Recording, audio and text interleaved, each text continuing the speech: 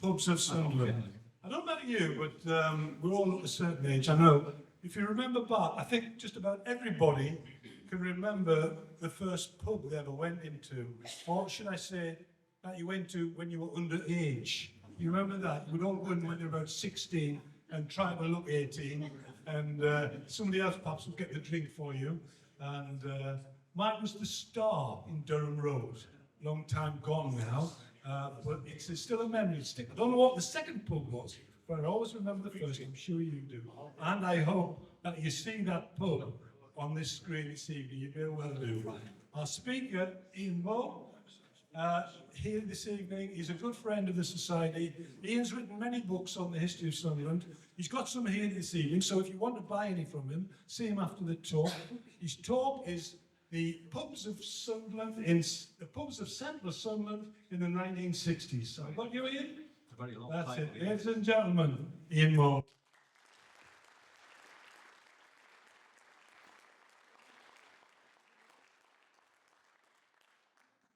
Good evening, everybody. Can you hear us at the back okay? Yes. Lovely. Well, thanks very much for coming. It's nice to see so many of you here. I hope I can entertain you and bring back a few nice memories. Now, even I can't remember the title of the talk, The Lost 1960s Pubs of Central Sunderland. I kept it the centre of Sunderland. As you know, there's so many old pubs lost in East End, Deptford, Barbary Coast. I'd have about 5 talks to talk about all of them. So I've chosen about 40 pubs from the centre of Sunderland. Now, as you can see from the picture, they're not all from the 1960s, most of them are. And they're not all actually in central Sunderland, because we'll take a little excursion over the bridge to talk about a few pubs there. Now, this one I'm sure a lot of you will recognise, Painted Wagon Saloon. Now, if you don't know where it was, it's on the corner of Park Lane and Holmeside. It's where the Point is now. A lot of you remember it was the Ritz and the ABC from the early 60s.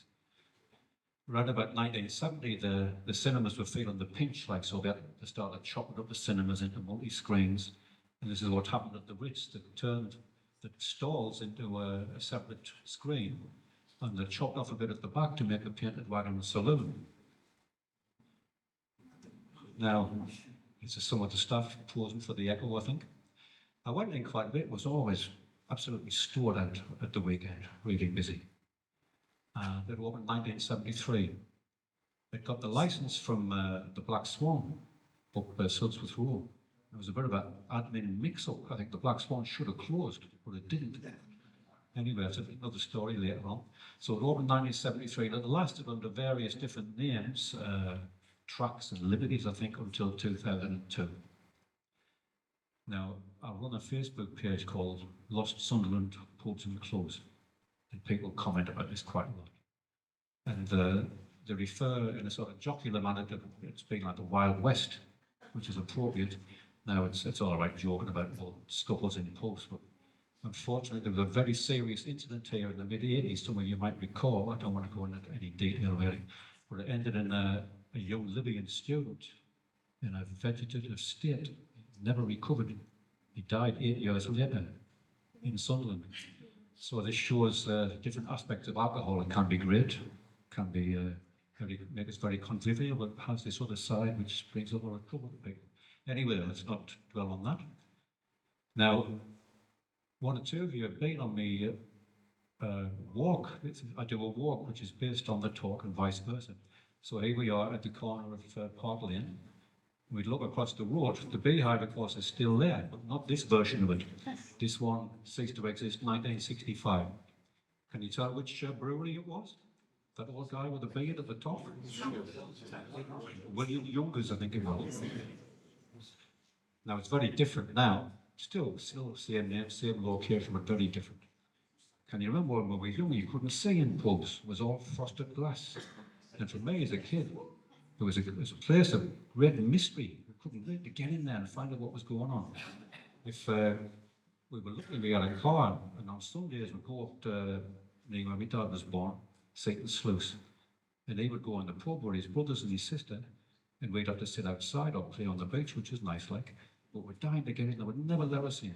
We only went in once to watch the league show. They'd bring a bottle of Fanta out, a packet of plain crisps, because they only had plain crisps with a little twisted bit of blue paper. So we had Chris, but we're looking, we're all right. I thought, what's going on in there? What are these grown-ups doing? So you couldn't see in there. And this is from the other side. Now it says on the side, fully licensed ales, wine, spirits, because one or two pubs didn't sell spirits. It sounds a bit strange now. So let's move on. That's what it looks like now, different colour. I mean, it's very lively pub, it's got music on. If you walk past, there's always somebody here and singing. Huh? I thought you were going to say fight. No. That's well, about enough fighting, I think. Now, these likely lads have turned left up Park Lane. This is a pub called the Park Lane. Now, this is way outside the 60s, but I like this picture so much. It was just on the left, but halfway up Park Lane. The building's still there, but it hasn't been used for anything for donkey's years. So you know these likely lads, most of them. Although there's a bit debate about some of them. So it was called the Park Lane, opened 1987, and Bobby, bottom left corner, he was the manager for about 18 months. Now, can you name him? Obviously, Monty, we know. Who's next to Monty? Mickey Horsfield. Now, Mickey Horsfield proved to be a useful landmark for me. A couple of years ago, we had at the fire station, there was the 50th anniversary rerun of the cup final. Maybe you went and you watched the full game. Well, in August 1973, they did something very similar at La Strada. You'd go there and have a drink and watch the full match repeated. FA Cup final. I'd never been to La Strada before, and I was there with my big brother Graham, who some of you know, and I said, Graham, where's the lavvy? He said, go downstairs, turn left at Mickey Horsfield, and you'll see it. I thought, what's he talking about? So I went down the stairs, there's Mickey Horsfield, I thought, right, left, and I found it. So it proved very useful. Next to Mickey, another cup final, Halo, Ron Guthrie. In the middle, it's the Billy Hughes, very 1980s. You remember Billy's shoes? He shop just round the corner. Now, there's a bit of a debate about the next one. I think it's Jeff Clark, maybe not. And on the left, Jimmy McNally. I mean, Jimmy stopped playing for us about 1969. I think what there he is. Now, I never went in there. It's a bit of a mystery to me. I had a few other different names after that, but it's not a place I ever went in. I just like the picture of all the lads there. Now, a bit further up Park Lane on the right, the Park Lane. Now it's the Railway Club, of course. I think somebody could sign in if you want to get in. It's nice and cheap. Now, if you read your Antiquarian Society newsletter, you will know the connection between the Beatles and Park Lane and this pub. Aye, Ringo. So Ringo, Richard Starkey, his mum's sister got married to a bloke in Millfield. And the young Richie, Ringo, used to come up, we're talking like 56, 1958, to see his uncle and his auntie in Millfield and to go for a drink in the Park Inn. And last year, on one of the history pages, there was a lass from Millfield saying, you know, in the 60s, this girl at school, she always said Ringo was my cousin, and we never believed her. And I think it was true. They called him Richie, which they would in the family. And if you're a Beatles fan, maybe you saw the Beatles at the rink in May 1963.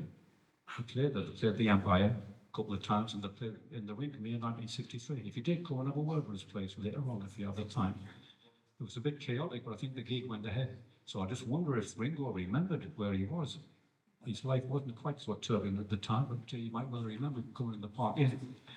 Now again, I remember something my brother said about the Park Inn. Talking 1967, he was having a beer one Saturday lunchtime. He looked across the bar, and there was our gifted Scottish winger, George Moore, having a pint. This is on a match day. And he thought, oh, aye, why not? Like, things are a bit different then. And he said he was playing that day. He went to the match. Now, I may have imagined this, but I'm sure I saw a film, you know, Bobby Smith. He played in the Spurs double team, and he had a big stomach on him. He wasn't exactly super fit, but a great goal scorer. I'm sure I saw a film of him coming out the tunnel and chopping the flag away. He might well have. So that one's still going, albeit in a different guise, the Railway Club.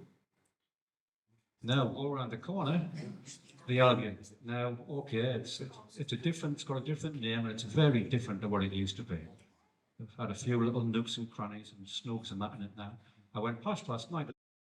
Subscribe to our channel and we'll let you know when there's a new video to watch. The subscribe button is below the video next to the like, share and comment icons. To watch another video, just click on one of the pictures above the arrows now.